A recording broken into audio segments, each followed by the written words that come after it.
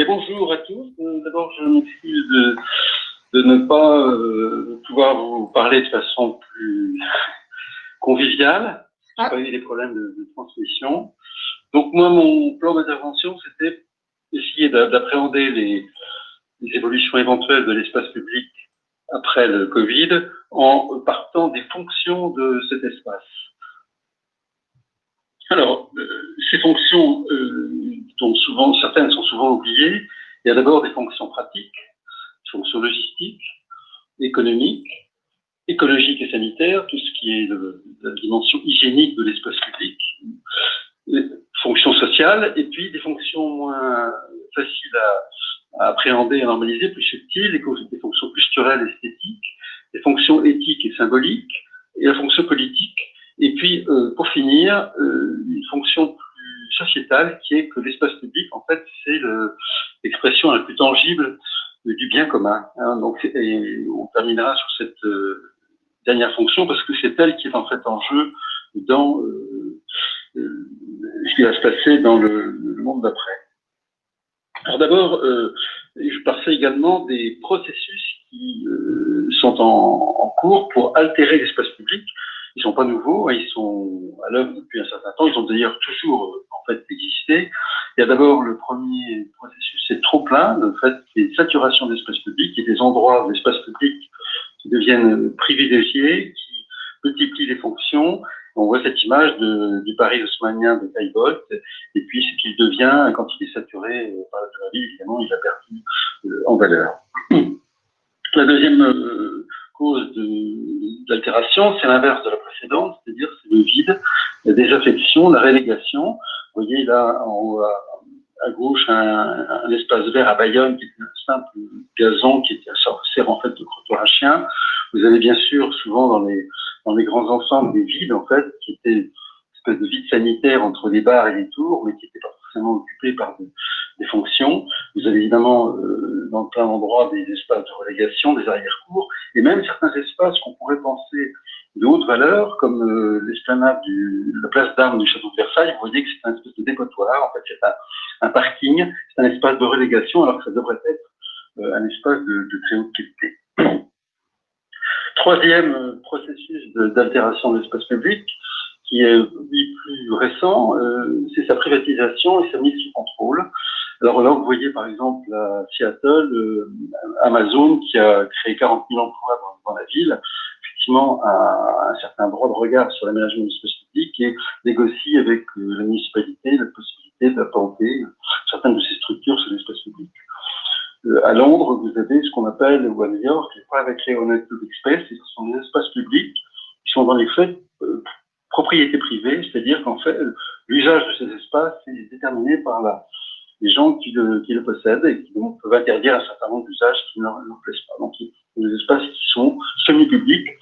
Et cette tendance correspond au fait qu'aujourd'hui, on a beaucoup d'espaces on a peut-être beaucoup trop d'espaces publics en fait dans nos villes suite à l'étalement urbain, que les villes, les collectivités ont du mal à financer l'entretien de ces espaces, et il est tentant pour un certain nombre de collectivités de finalement sous-traiter, concéder cet espace à des puissances privées qui, elles, vont en faire un autre usage. Troisième prise de contrôle, tout ce qui est la reconnaissance sociale, mais aussi l'occupation d'espaces publics par des objets connectés. Occupation qui peut être soit contractuelle avec la municipalité. On voit un certain nombre de groupes aujourd'hui qui proposent à des municipalités le deal « je numérise gratuitement votre espace, mais vous me donnez un certain nombre d'usages sur ces espaces ». Et puis, cette occupation elle peut être totalement sauvage, comme c'est le cas des bâtiments. Enfin, dernier processus d'altération de l'espace public, est-ce qu'on pourrait appeler le fonctionnalisme froid, l'esthétisme sans confort, qui malheureusement a fait beaucoup de dégâts ces dernières années. Là, vous voyez des bancs en marbre qui sont magnifiques, mais on devine tout de suite que jamais personne ne s'assoira dessus parce que c'est un matériau qui est très désagréable au contact et qu'il manque de dossiers, donc ils seront vides. Là, vous avez à Nancy un espèce de banc en tube. J'ai essayé de m'asseoir, je suis allé récemment, au bout de 2 minutes, on est les fesses complètement transpercées par la dureté des tubes. Vous avez aussi souvent le regout du pavé historique, mais qui en fait s'avère, quand vous regardez des villes historiques, vous voyez que tous les gens marchent au milieu du caniveau parce qu'ils ne peuvent pas marcher sur les pavés. Et puis vous avez le clou, la cerise sur le gâteau, c'est l'espace, le jardin de la grande bibliothèque, la très grande bibliothèque à Paris, où les végétaux sont enchâssés derrière des grillages, c'est une véritable contradiction. Vous voyez, il y a une espèce de fonctionnalisme froid qui fait que l'espace public est réduit en fait à cette dimension visuelle. Ce qui intéresse les architectes qui ont fait ces genres ou les aménageurs qui ont fait ce genre d'aménagement, c'est d'avoir une belle image dans des rues d'architecture, mais pas ils s'intéressent absolument pas au confort des habitants, et ils s'intéressent uniquement à la vue, en fait à l'image, mais plus au son, puis peu au toucher, pas aux odeurs.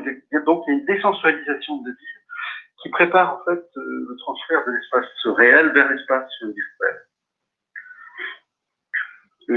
Image suivante. Alors maintenant, on va passer fonction par fonction.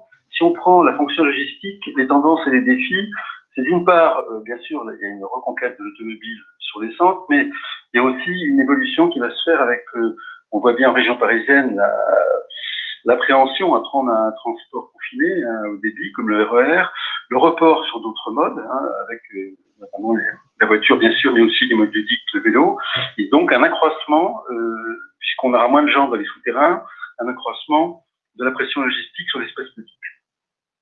Et les réponses possibles à ces défis, c'est peut-être d'accorder une plus grande place au mode piéton, mais aussi ludique, électrique et léger, donc qui sont quand même peut-être l'avenir de la mobilité, en tout cas leur chance dans le mixte de la mobilité a pris avec la condamnation de certains modes de transport en commun un élan.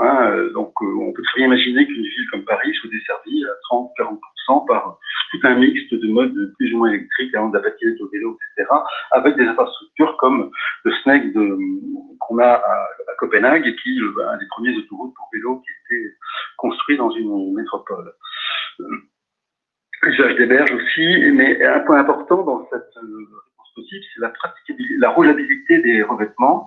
Tous ces modes ludiques, ils ont besoin de pouvoir rouler sur des espaces, sur des sols qui soient extrêmement plats, extrêmement plans.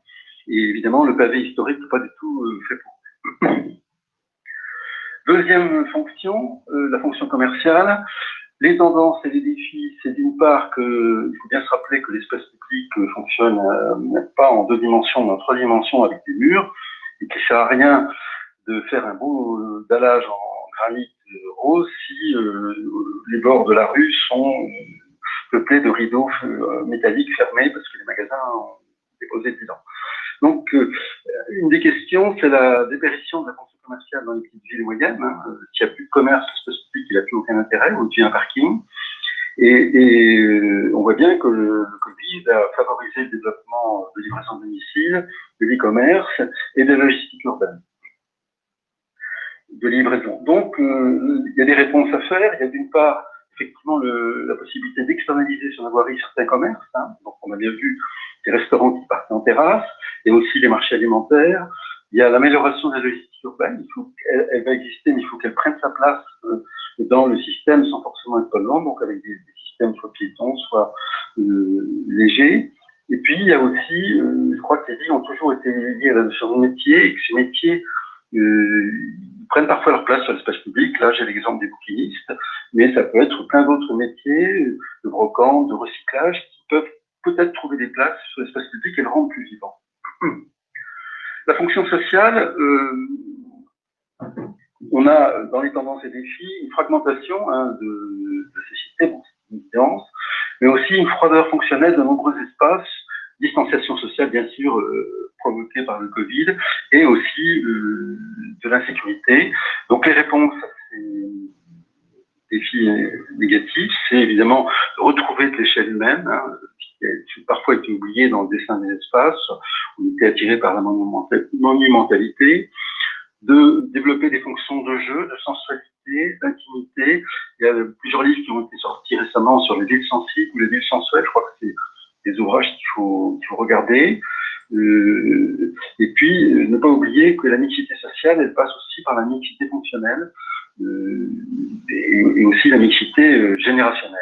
Donc, Là, par exemple, vous avez à Prague un arbre qui est assez intéressant parce qu'on voit bien que c'est un relais de marche pour les personnes âgées qui ne peuvent pas faire 1 kilomètre d'un trait, sont intéressés par avoir des endroits où ils peuvent se reposer. Cette petite plateforme, cet arbre qui est entouré d'un petit mur, joue ce rôle de façon très spontanée. Enfin, une autre fonction, c'est la fonction écologique et sanitaire. Alors là, elle a été réactivée dans le fait qu'il y a une corrélation évidente entre les pollutions aériennes et les maladies respiratoires, donc une sensibilité accrue des populations à la pureté de l'air, une forte demande pour du verre en ville, bien sûr aussi l'expérience des canicules, des îlots de chaleur, et qui pose la question de réintroduction de la nature. Alors, on se rend compte que on a souvent raisonné depuis longtemps la question de la nature en ville comme une question en termes de ratio d'espace vert par habitant. Et les gens qui ont les villes qui sont les plus en avance sur une autre logique, ce sont les villes scandinaves, et qui ont étudié les usages des espaces verts. Par exemple, dans les parcs verts d'Oslo, on a testé plus de 50 usages qui vont du tir à l'arc à la raquette ou à la pêche à la ligne. Donc là, il y a un enrichissement et tout un travail à faire sur l'enrichissement de l'usage des espaces. Maillage de la ville aussi par des circulations vertes. Là, vous avez, par exemple, en bas à Auckland, un parc qui est complètement linéaire, qui est très intéressant parce qu'il est toujours, finalement, plus ou moins sous surveillance des immeubles qui le bordent, et on s'y promène en totale sécurité, même le soir. Là, à droite, vous avez l'exemple à Paris d'une opération Oasis qui vise à ouvrir des écoles, certaines cours d'école, comme espace public pendant le week-end. Donc, tout ça pour dire que la nature en ville, ça ne veut pas forcément dire accroître la surface d'espaces verts dans les plans d'urbanisme, et ça peut vouloir dire aussi d'abord mieux utiliser ce qui existe et les relier entre eux par des circulations vertes et, par exemple, planter beaucoup de voies de circulation. La fonction culturelle, les tendances et les défis, c'est l'externalisation de la culture des espaces dédiés et confinés. C'était déjà le cas, disons qu'il y a une sortie des musées et des villes comme Nantes, par exemple, on lançait le principe d'une culture qui soit hors les murs. On ne va plus au musée ou au théâtre, forcément se cultiver, mais on trouve des spectacles dans les villes. C'est évident que le Covid donne une prime à la culture extérieure, avec cependant un risque, c'est que cette culture externe, elle tourne au Disneyland, comme on peut le voir également d'ailleurs dans une ville comme Nantes, qui a très fortement inspiré les urbanistes pour son action dans la culture, mais qui parfois tombe sur des limites un peu de distinction. La fonction culturelle, les réponses possibles, c'est peut-être de considérer que l'espace public peut aussi être un objet d'art, un objet de culture. Là, vous avez à Aveiro, en haut à gauche, un espace public qui est remarquable. C'est un vrai, l'harmonie entre la sculpture, le dallage, les murs, on a vraiment une œuvre d'art complète, un art total. Là, à droite à Bilbao, aussi l'intégration d'un banc dans une ligne, c'est vraiment presque une sculpture urbaine. Une autre fonction, c'est de donner du sens au récit local en utilisant, là c'est à Saint-Nazaire en bas à gauche, la ville et l'idée puisque Saint-Nazaire c'est une ville dont l'espace public est très pauvre, c'est une ville de la construction, mais elle n'a pas beaucoup d'âme, et l'idée c'était de reprendre le fait que Hergé avait souvent dessiné Saint-Nazaire dans cet album, puisque c'était le port d'embarquement pour l'Amérique latine, et l'idée était de reprendre des panneaux de Tintin et de les mettre comme en faire des tableaux urbains qui sont dans l'espace public. Bien sûr, une approche plus classique, c'est de mettre les héros de la ville en scène dans l'espace.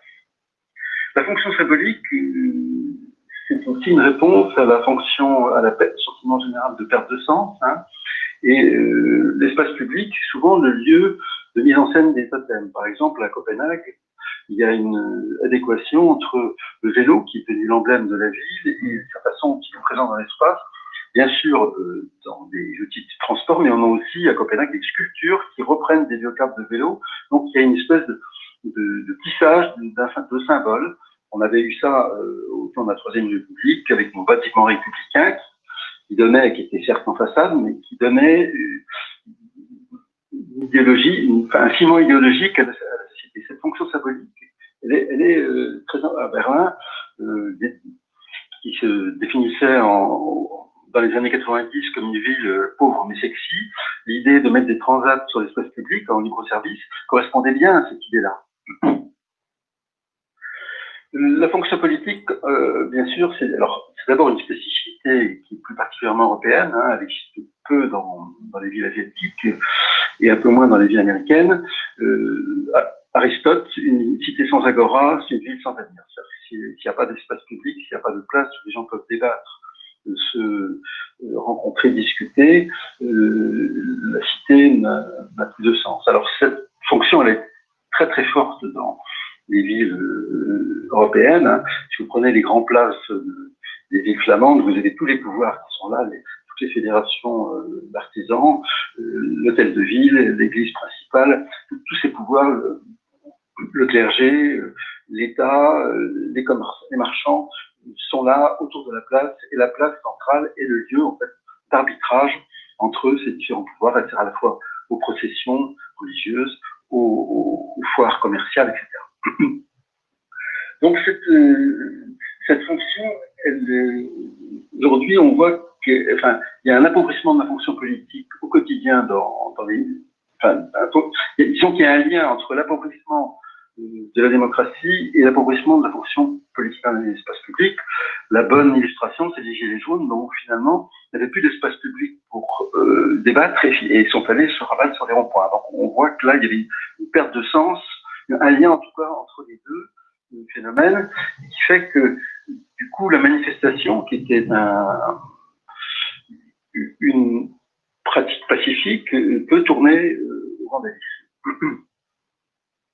On a bien aujourd'hui, j'avais écrit un livre là-dessus, une confrontation entre deux façons de regarder les villes. D'un côté, la cité politique, qui est dirigée par un maire élu par des citoyens, et qui a pour vision un intérêt général, un bien commun, qui se pense dans le long terme, et qui est très attaché à l'espace public. En bas, là, vous avez, par exemple, la mairie de Dunkerque, avec une tradition, le maire distribue des harengs à ses citoyens.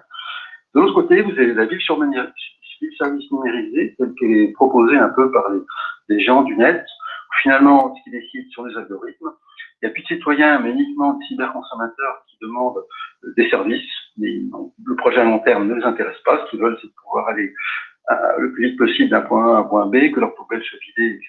Mais le reste ne les intéresse pas. Ils vivent sur le registre de l'instantané, évidemment, et en plus c'est un modèle qui se veut clonable, universel, et c'est un espace qui est virtuel.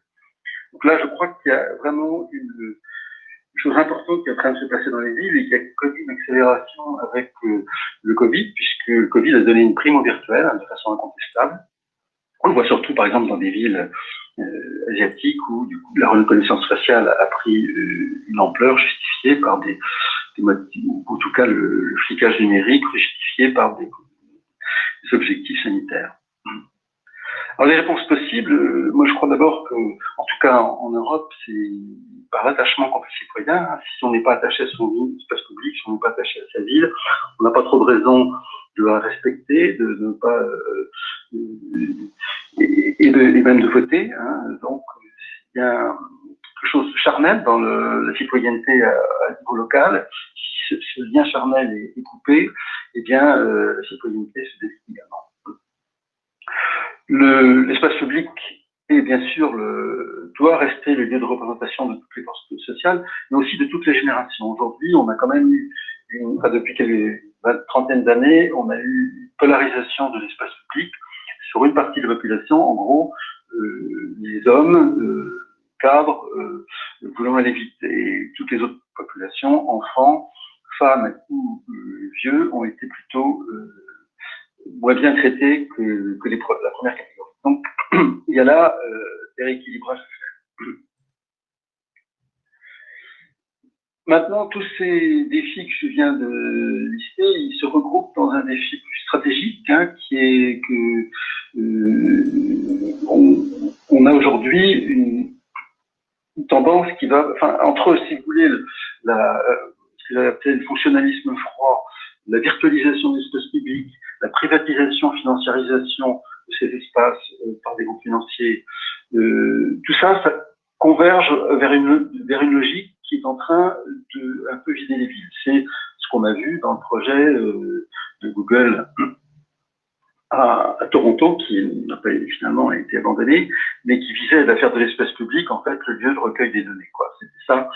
Et d'ailleurs, la filiale de Google s'appelle Shadow Labs, et son but, c'est de border les trottoirs, de mettre des capteurs dans les bords de trottoirs pour observer en temps réel tous les mouvements des habitants. Donc, bien sûr, je crois que la cité politique et la démocratie, elle a besoin d'un espace public attachant. Cet attachement, il est sur la multifonctionnalité, l'identité, mais aussi sur la sensualité, la convivialité. Et il se tisse dans des détails, hein, dans la sensibilité des usages, des vêtements, du mobilier urbain, des pratiques, des parfums. Tout ça, ça concourt à le valoriser et en faire finalement l'expression la plus immédiate, la plus sensible du bien commun. Conclusion, l'espace public est un enjeu décisif pour la transition écologique. Il détermine la sobriété des systèmes de mobilité. Il offre aussi des aménités urbaines, des possibilités